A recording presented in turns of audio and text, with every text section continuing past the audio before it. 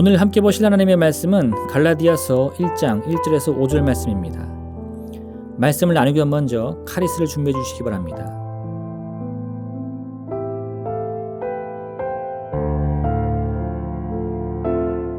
사람들에게서 난 것도 아니요 사람으로 말미암은 것도 아니요 오직 예수 그리스도와 그를 죽은 자 가운데서 살리신 하나님 아버지로 말미암아 사도된 바울은 함께 있는 모든 형제와 더불어 갈라디아 여러 교회들에게 우리 하나님 아버지와 주 예수 그리스도로부터 은혜와 평강이 있기를 원하노라. 그리스도께서 하나님 곧 우리 아버지의 뜻을 따라 이 악한 세대에서 우리를 건지시려고 우리 죄를 대속하기 위하여 자기 몸을 주셨으니 영광이 그에게 세세토록 있을지어다. 아멘.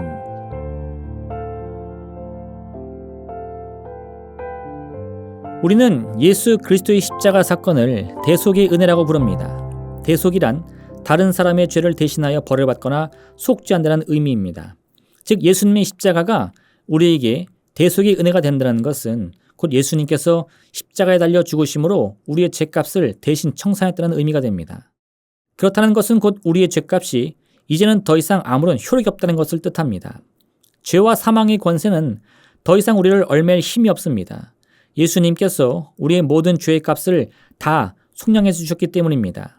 그런데 이러한 사실을 알지 못하는 사람이 있다면 그는 어떤 운명을 맞이하게 될까요?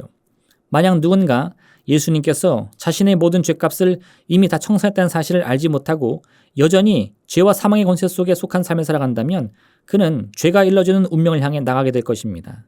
사망 권세의 저주의 사슬이 이미 끊어진 것도 모르고 여전히 자신의 운명이 죄와 사망 속에 얽혀 있어 멸망을 향해 가고 있다고 낙심하게 될 것입니다.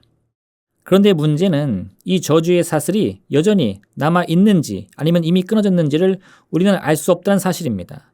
왜냐하면 이 저주의 사슬은 우리의 혈과 육의 눈이 아닌 보이지 않는 영과 혼으로 얽매고 있기 때문입니다. 그래서 이 사슬의 존재는 육신의 눈이 아닌 우리 마음과 생각으로만 바라보고 판단할 수 있습니다. 믿음으로 영의 눈을 뜨고 예수님의 십자가를 바라보는 사람은 자신을 얽매고 있던 모든 가난과 질병과 고통과 슬픔의 사슬이 이미 다 끊어져 있음을 알게 되지만 오직 육신의 일만 바라보는 사람들은 자신들이 이런 저주의 운명에 처했다는 사실도 또한 예수 그리스도의 십자가를 통해 이런 저주가 이미 사라졌다는 사실도 알지 못합니다. 그래서 이미 저주의 사슬에 얽매여 있던 악한 본성과 그 습관이 본래부터 자신의 것인 양 착각을 하고 이런 악한 행동과 습관을 따라 인생을 살아가는 것입니다. 사사기 21장 25절은 이런 어리석은 인간들의 모습을 그때에 이스라엘의 왕이 없으므로 사람이 각기 자기의 소견에 옳은 대로 행하였더라 라는 말씀으로 표현합니다. 사람들은 저마다 자신들이 옳은 생각을 하고 옳은 판단을 한다고 믿습니다. 그래서 자신이 옳다고 여기는 일에 대해서는 추후의 의심도 하지 않고 그대로 행동합니다. 자신의 말과 행동으로 누군가 상처를 받거나 피해를 입는다고 해도 말입니다. 그러면서 자신의 일을 가로막거나 방해하는 일이 있다면 그런 사람들을 악으로 몰아갑니다.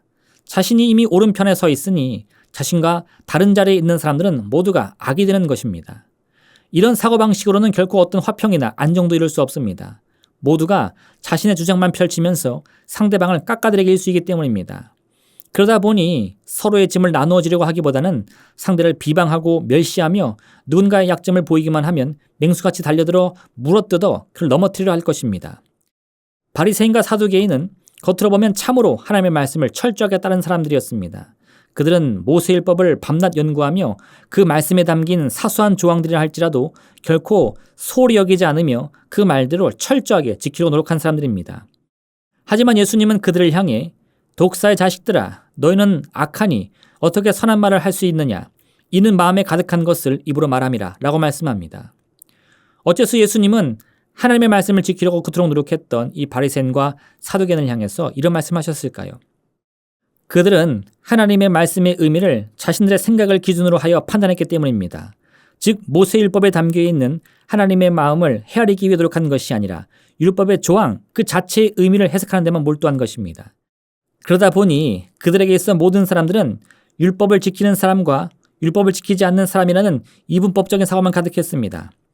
결국 바리새인과 사두개인의 입장에서 보면 힘있고 부유하고 상대적으로 여유가 많아서 율법의 조항들을 다 지키면서도 삶에 큰 어려움을 느끼지 않는 사람들은 선한 사람들이 됩니다. 하지만 가난하고 병들어 율법의 조항들을 세세하게 지키기에는 큰 부담을 느껴 그에 어긋난 행동을 하는 사람들은 말 그대로 죄인이며 더럽고 추악한 부정한 삶이 되고 마는 것입니다. 한 번은 예수님이 바리새인의 집에 식사 초대를 받으셨습니다. 바로 그때 동네에서 죄인이라고 낙인 찍힌 한 여인이 예수님을 찾아와서는 그 발에 향유를 붓고 입을 맞춥니다. 이 모습을 본 바리새인은 속으로 이 사람이 만일 선지자라면 자기를 만지는 이 여자가 누구며 어떠한 자, 곧 죄인인 줄을 알았으리라 생각합니다. 그러자 예수님께서는 그의 생각을 아시고는 옆에 있던 베드로에게 이렇게 물으십니다. 빚 주는 사람에게 빚진 자가 둘 있어 하나는 500데나리온을 졌고 하나는 50데나리온을 졌는데 갚을 것이 없으므로 둘 다 탕감하여 주었으니 둘 중에 누가 그를 더 사랑하겠느냐. 그리고는 바리새인을 향해서 그런 예수님을 위해 아무것도 한 일이 없지만 이 여인은 죄가 많은 중에 예수님을 더욱 사랑했기 때문에 그 죄가 다 사함을 받았다고 말씀해 주십니다. 처음부터 자신에게 죄와 저주의 사슬이 있음을 알지 못하는 사람은 자신의 생각만을 옳다고 주장하며 고집과 아집을 부립니다. 그러나 내 자신이 참으로 부족한 죄인임을 아는 사람은 이 저주의 사슬을 끊어주신 예수님의 사랑이 얼마나 크고 놀라운 것인지를 잊지 못하는 것입니다. 우리는 반드시 우리 자신이 죄인인 것을 알아야 됩니다. 그 죄로 인해 우리가 멸망을 향해 가고 있던 저주받은 운명인 것을 알아야 합니다. 그리고 이 모든 절망이 예수님의 십자가로 인해서 끝이 났으며 이제 우리는 예수님과 함께 구원과 회복과 생명을 향해 나아가고 있음을 또한 믿어야 하는 것입니다. 우리의 죄악된 과거는 다 지나갔습니다. 예수님께서 우리를 새롭게 하셨습니다. 이 귀한 생명의 역사를 바라보고 믿고 소망하여 누리시기를 바랍니다. 주께서 열어주신 구원의 문을 향해 달려나가시기를 예수님의 이름으로 부탁드립니다. 기도하겠습니다. 사랑의 하나님 아버지, 참으로 우리가 그 무엇으로도 해결할 수 없는 더러운 죄인인 것을 깨달게 도와주시옵소서.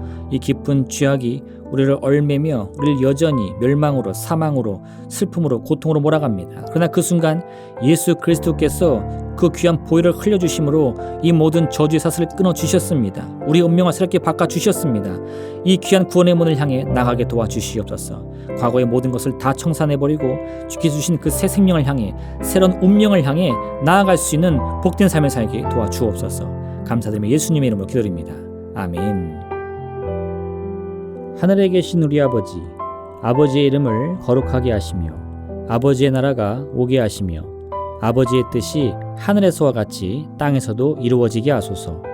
오늘 우리에게 일용할 양식을 주시고 우리가 우리에게 잘못한 사람을 용서하여 준 것 같이 우리 죄를 용서하여 주시고 우리를 시험에 빠지지 않게 하시고 악에서 구하소서.